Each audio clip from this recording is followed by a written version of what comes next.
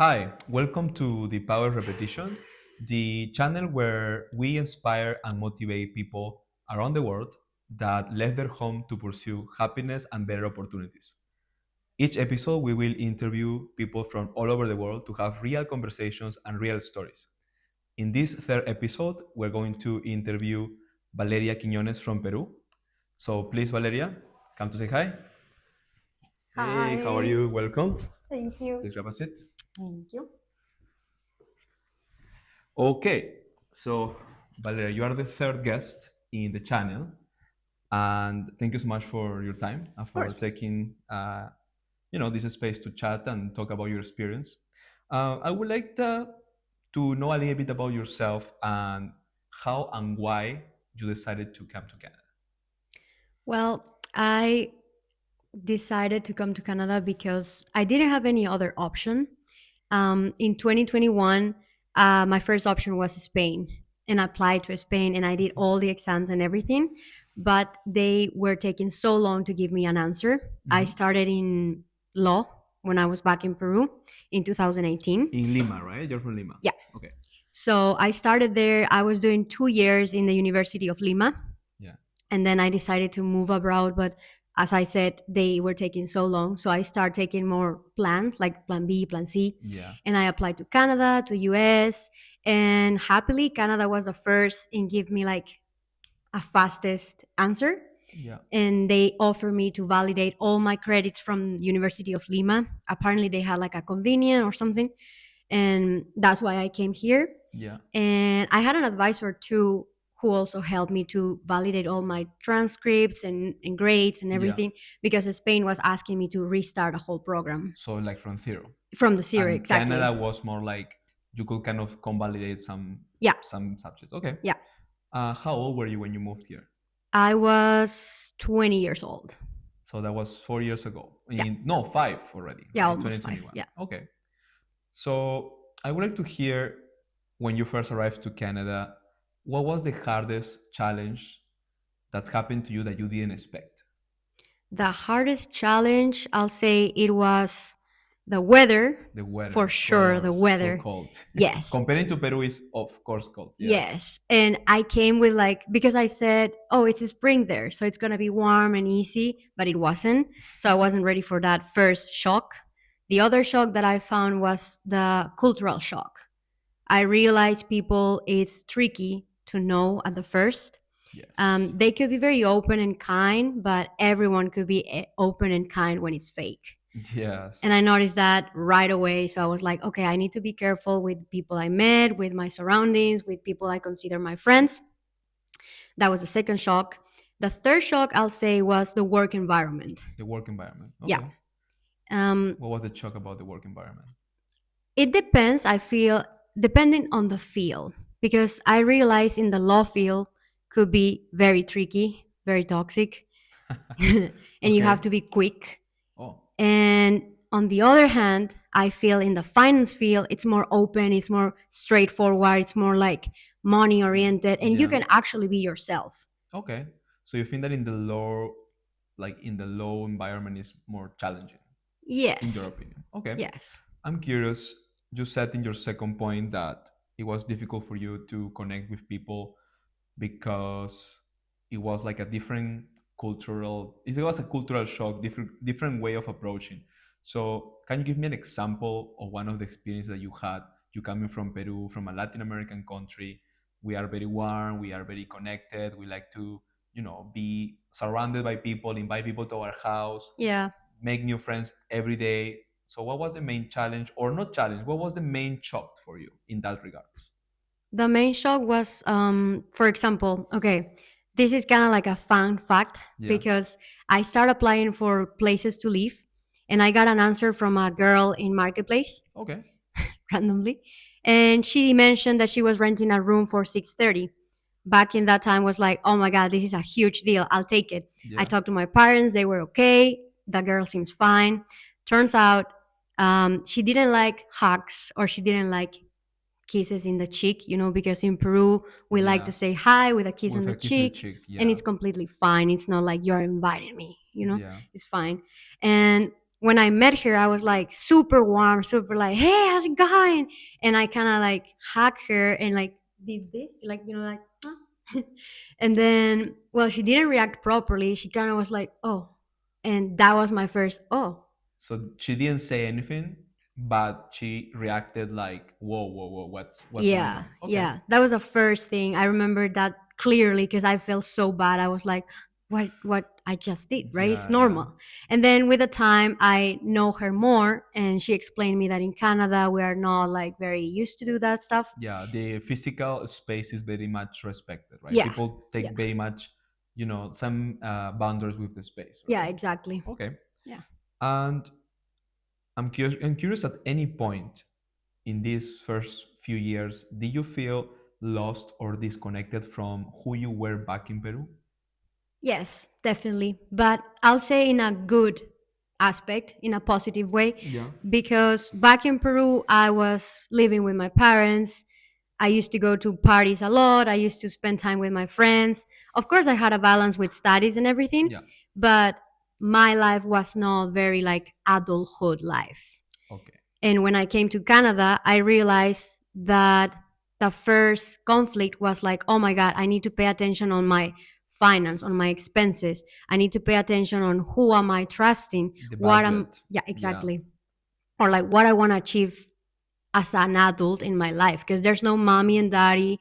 If you have an accident with your car, you pay it with your money. It's not mommy and daddy anymore. And they literally made that clear. So I was like, okay, yeah, I got it, guys. I'm going to take responsibility on my own life. Okay. And I started doing, well, as I said, looking for jobs. I had to get my groceries. I had to get my finances solved and everything by myself. And of course, I always had their guidance, and Yeah. that's good. I really like that because they are super money oriented and very organized. And I think I start learning in that aspect because I used to say, "Why? Just buy me this, buy me that." Yeah. And when I came here, I was like, "No, it's not like that." You started to appreciate more the value of Yeah, the money, the budget, because you were basically paying everything by yourself, right? literally, yes. Yeah. So basically, you're saying that you were basically not having a real adult life back in Peru, but when you came here, you started to do everything by yourself. So you Yeah. started. So that was a good change for you, Yes, actually, definitely. a Yeah. good change. In terms of your identity Mhm. as a Peruvian woman, as a Latin American girl, Yeah. it was a loss of identity. Did you feel that you have to change who you are or adapt? Yes, Yeah. I felt that I had to change in some aspects. For example, back in Peru I used to party a lot. Yeah. And when I was here, I'm like, I don't really enjoy parties here as That's like, very different, right? yeah, Yes. very different. That's another culture shock. Yeah. And then I realized there's no point on going to parties just because you want to go. So I start doing different stuff. Yeah. And I feel this society is more open to welcoming you in when you have like different interests. For example, Activities. yeah, if you like to play basketball, you can find a group that plays basketball. Yeah. If you like to go and do ceramic pots, there's another group to go and do ceramic pots. So instead of just partying events and whatever, I realized that there's more things that I always liked to do, but I couldn't because back in Peru it's Just party most oriented. party oriented. Yeah.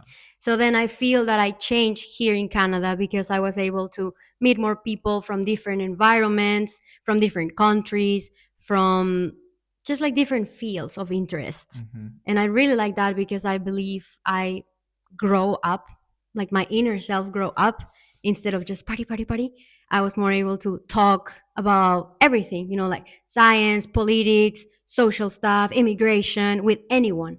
So I feel more like open Open. than before.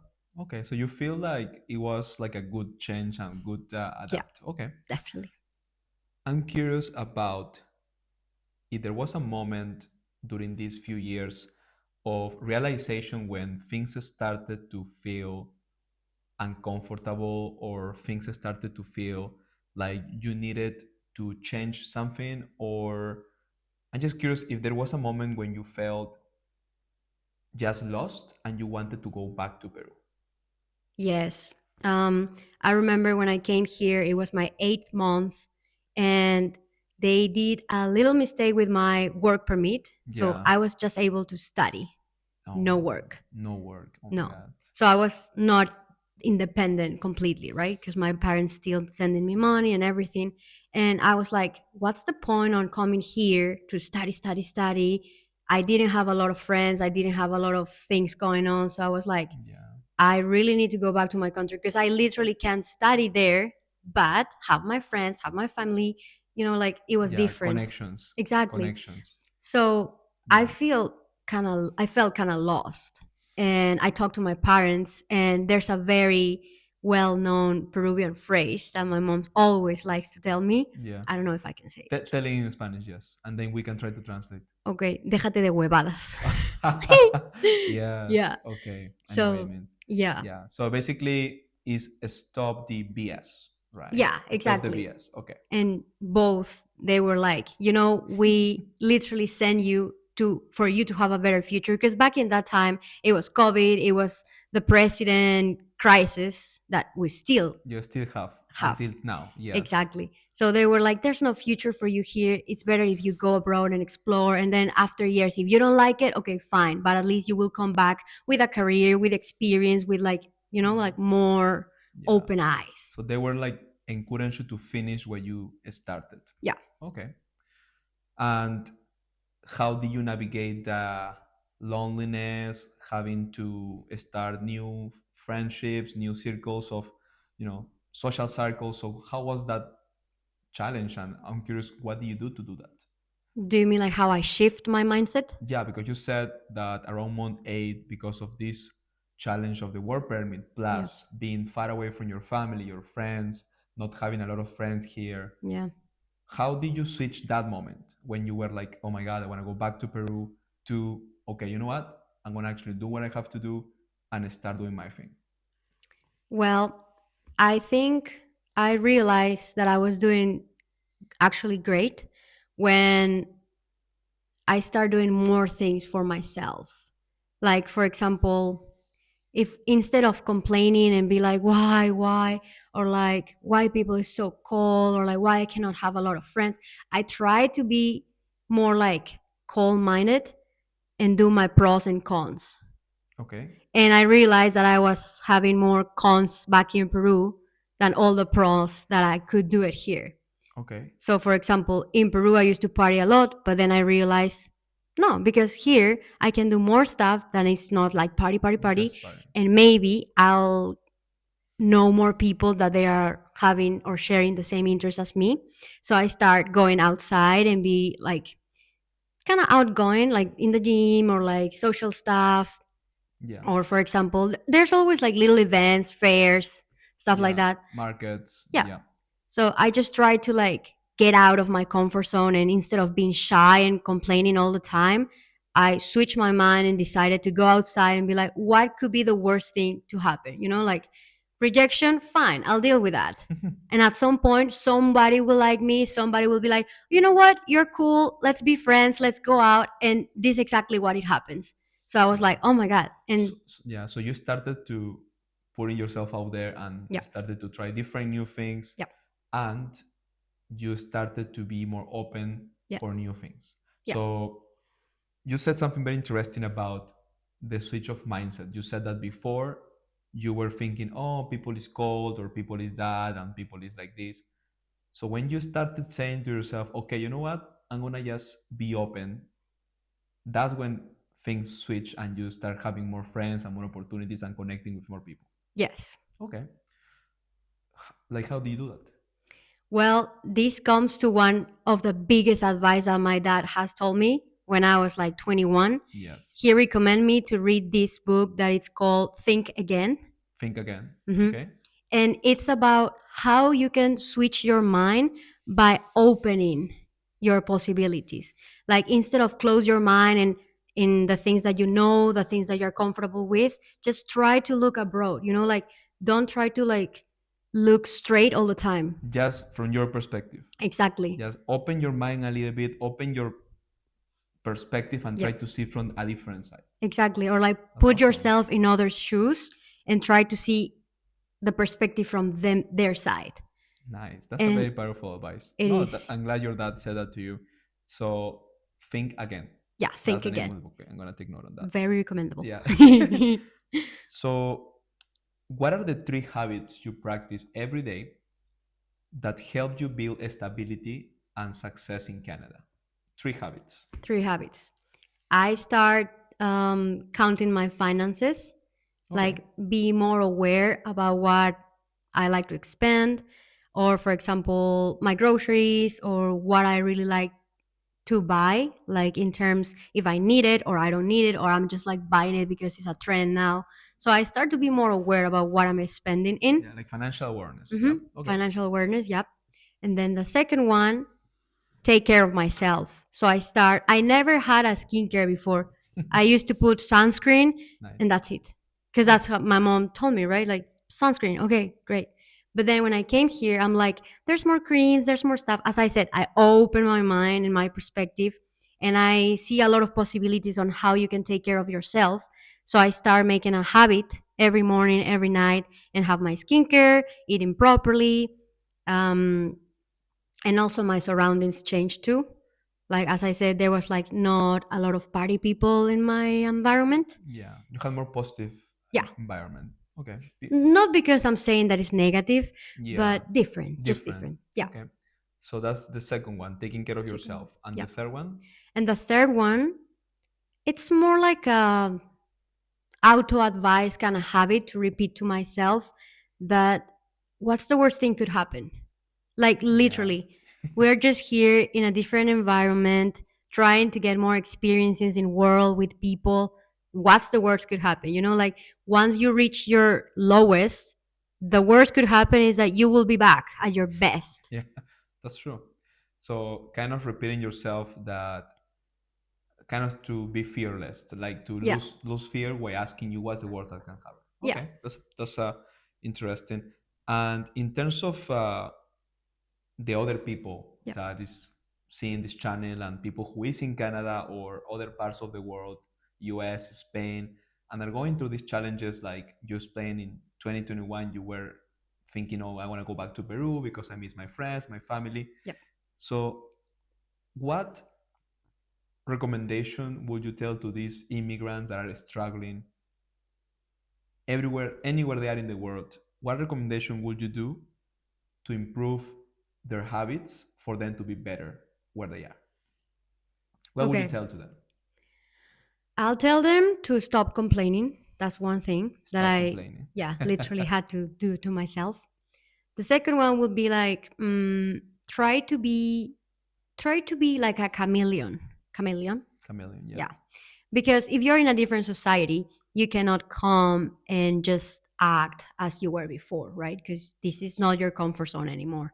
Yeah. So This is if not Peru anymore. This is not Lima anymore, right? Yeah. exactly. So if you realize you have some gaps in your English or there's something else that you need to bear to be improved in your English to be better, just learn it or like try to get out and explore and actually do it. Yeah. That would be one thing. So basically get out of your comfort zone. It's worth it. It's uncomfortable AF, but it's worth it. Yeah. And stop complaining. Yeah, Stop stop complaining. complaining. Okay, stop complaining. Yeah, and take care of yourself. Take care of yourself.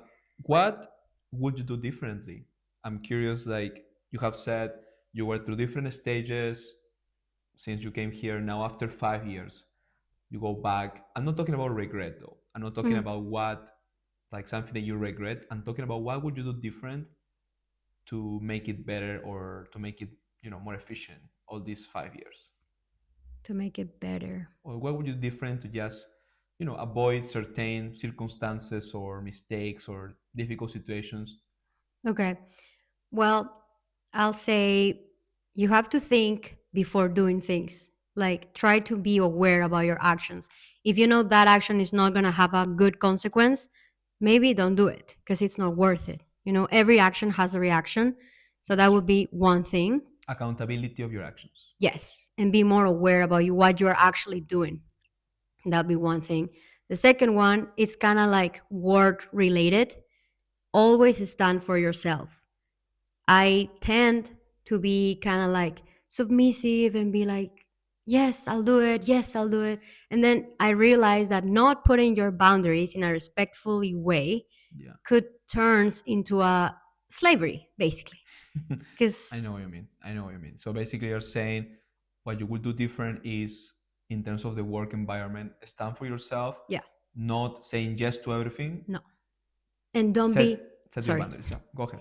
and don't be intimidated by people who achieve more than you, because in every work you will see your bosses, you will see lawyers. As I said, in the law field, I was intimidated by them because I was like, oh my god, these guys know a lot of stuff, they are genius, they work a lot. And I was kind of like saying yes to everything because I really wanted to be in that stage. Yeah, But then I realized that, you know, people are not like good all the time, and I didn't stand for myself, and I was so young and so naive. And then yeah, when I realized, it was kind of painful because I was like, I can't believe this. I worked so hard. I did yes, like I said yes to everything, and I don't see any progress. I see. I That's see. why I completely changed the field, and now I'm happily working in finance, which is Mhm. ironic because in high school I always hate math. But You never know when you're gonna end. Hey, yeah, that's true. literally, yeah. Okay, okay. And this is the final question. If you will have to give one piece of advice in regards to just one habit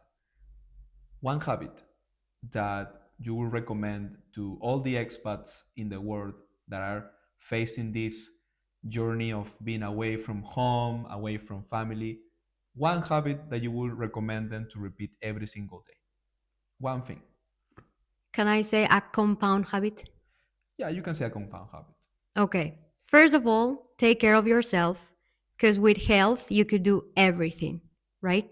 So it doesn't matter if you're far or, I mean, if you're working so hard, every time you are doing something, try to take care of yourself. Take care of yourself. So, like, eat properly, take care of like how you look, because health Working out, and working out always matters. well, Um, matters. I don't know if it's like uncomfortable to say this, but it's literally the way you look, the way they treat you. And the way you look is also a reflection of how you're taking care of yourself. Yes. And we Yes. are not talking about superficial stuff. We are talking about, like, if you have had a good sleep, if you Yeah. went to the gym and you start, like, eating properly. Yeah. And yeah, I know what you mean. Okay, so you're saying habit, priority, taking care of yourself. Yeah. In like the mental aspect, in your surroundings, in your food, like there's always a balance to enjoy and also taking care of yourself. Yes. Just try to live, like, Yeah, but in a healthy way. I mean, everyone can do whatever they want. of It's just course. a personal perspective that Yeah. helps me a lot to start taking care of myself, being aware about what I like, what I don't like, eating a brownie one day and then salad next day, like a balance about everything. Balance. And being healthy actually helps me a lot to start feeling better, having better conversations. I even feel that I could be able to like talk more and talk, like, with times to times Yeah, in a very calm, calm relax, way. Yeah. because you're taking care of yourself and you feel good about yourself, Yeah, right? exactly. Okay. All right. Thank you for that, Valeria, and thank you for coming to the channel. Thank you so Thank much you. for Okay. inviting me. Bye.